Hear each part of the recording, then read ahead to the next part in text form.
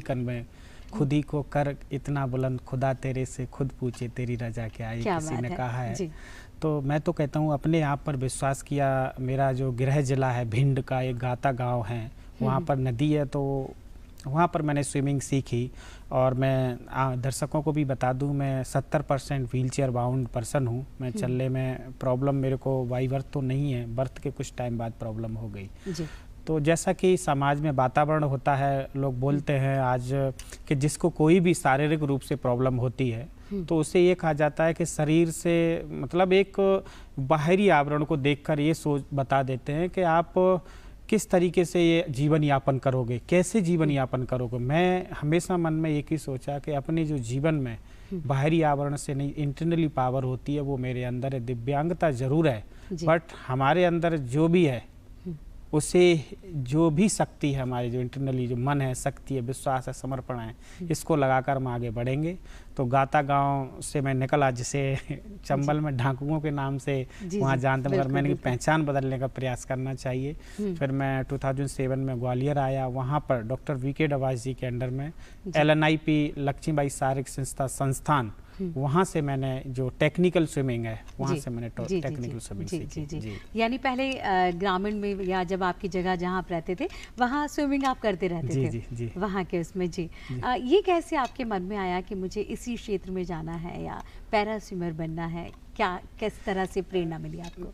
नहीं, प्रेरणा क्या है, हर किसी के जीवन में कोई ना कोई गोल्ड चांस आता है। तो हमारे पास ऐसा नहीं है कि आपने बोला मध्य प्रदेश से मैं, वो अच्छी है, thank you, but Madhya Pradesh से मैं सत्येंद्र सिंह अकेला नहीं है, बहुत से लोग निकल सकते थे, बट कुछ उनमें भी हमारे गांव में हमसे भी ज़्यादा टैलेंटेड थे, बट उनके अंदर एक प्लेटफॉर्म नहीं था, उनके पास रास्ता नहीं था। तो हमें प्लेटफॉर्म मिला लक्ष्मीबाई शारीरिक संस्थान में, और हमारे पास हुनर था।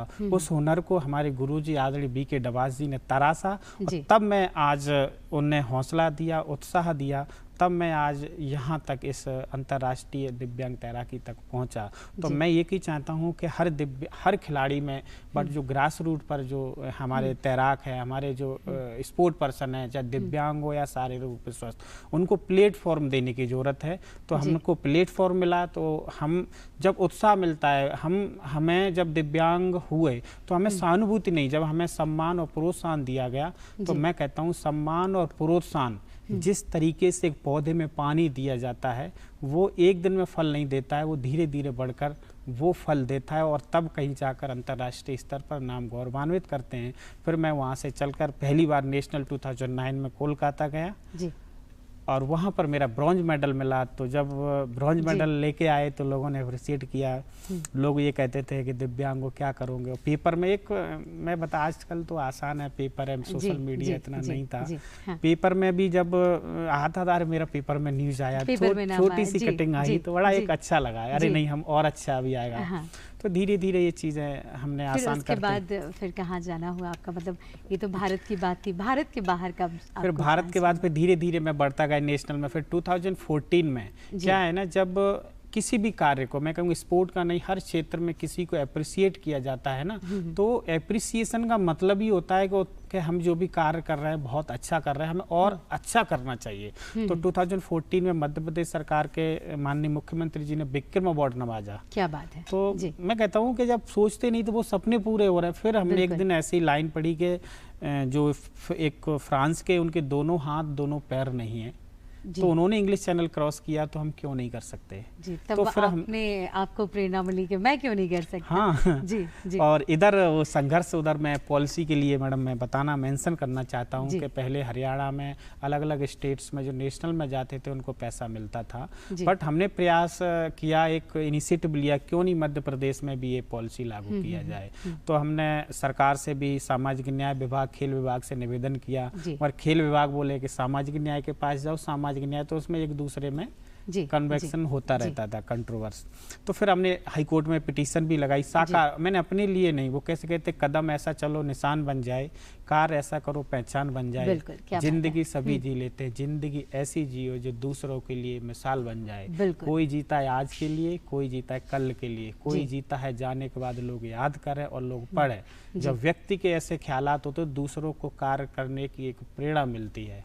तो हमने दूसरों के लिए कार्य किया, तो वो पॉलिसी के लिए नियम बना, फिर धीरे धीरे संघर्ष, वो लेटर हम सब लगाते गए, फिर आज वो फाइनली सक्सेस मिलती है। तो 2019 में मध्य प्रदेश सरकार ने जो शारीरिक रूप से स्वस्थ खिलाड़ी है, वही दिव्यांग खिलाड़ियों के लिए वो कार्य साबित हुआ। फिर हमें इंग्लिश चैनल के लिए 2017 में गया मैं लंदन, तो क्रॉस नहीं कर पाया कि DTU कोल्ड बहुत ठंडी थी। क्या टेम्परेचर रहा होगा? वो वहाँ 8-9 डिग्री टेम्परेचर रहता है। 8-9 डिग्री टेम्परेचर में आपको इंग्लिश चैनल पार करना था। हाँ, पार करना था, वहाँ हम एक्लिमेटाइज नहीं कर पाए वहाँ।